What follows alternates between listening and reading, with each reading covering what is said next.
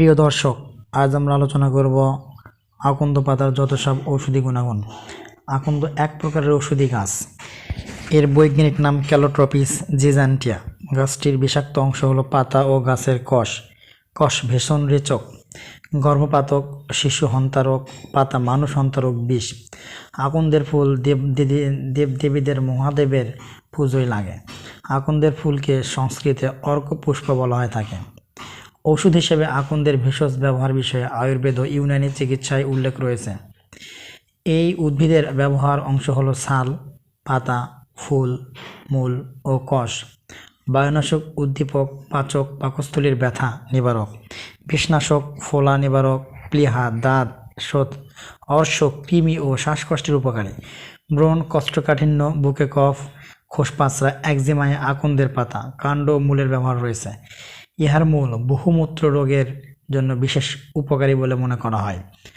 আকন্দ পাতার শীর্ষ 6টি উপকারিতা ও গুণাবলী বিষয়ে আলোচনা করা হচ্ছে। আকন্দ পাতা ব্রণ ফোটাতে সাহায্য করে। এই পাতা দিয়ে ব্রণ চেপে বেঁধে রাখলে ব্রণ খুব সহজে ফেটে যায়, তখন দ্রুত ভালো হয়ে যায়। এক ধরনের বিষে পোকা কামড়ালে জ্বালাপোড়া বা যন্ত্রণা হয়। জ্বালাপোড়া বা যন্ত্রণা উপশম করতে এই পাতা ব্যবহার করা হয়। মানুষের কখনো শরীরের কোনো স্থানে ফোড়া বা দূষিত ক্ষত হলে সেই স্থানটিতে আকন্দ পাতা সিদ্ধ পানিতে ধুয়ে দিতে হবে। এতে করে সেই স্থানে পোজ আর হয় না। অনেক সময় দেখা যায় বুকে সর্দি বসে গিয়েছে, তাহলে ভালো করে পুরনো ঘি বুকে মালিশ করতে হয়। এরপর ঘি মাখানো বুকে আকন্দের পাতা গরম করে সেক দিলে সর্দি দ্রুত ভালো হয়। যদি কাহারও খোসপাঁচড়া বা একজিমা হয়, সেক্ষেত্রে আকন্দের আঠার সঙ্গে 4 গুণ সরিষার তেল মিশিয়ে গরম করতে হয়।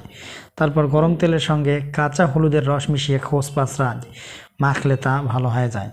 হাত পা মচকে গেলে প্রচণ্ড ব্যথা হয়। এই আকন্দ পাতা দিয়ে গরম করে সেক দিলে ব্যথা নিরাময় করা সম্ভব। আজকের এপিসোডটি এই পর্যন্তই। আগামী এপিসোডটি দেখতে আমাদের চ্যানেলটি লাইক, কমেন্ট, শেয়ার ও সাবস্ক্রাইব করে আমাদের পাশেই থাকুন। ধন্যবাদ।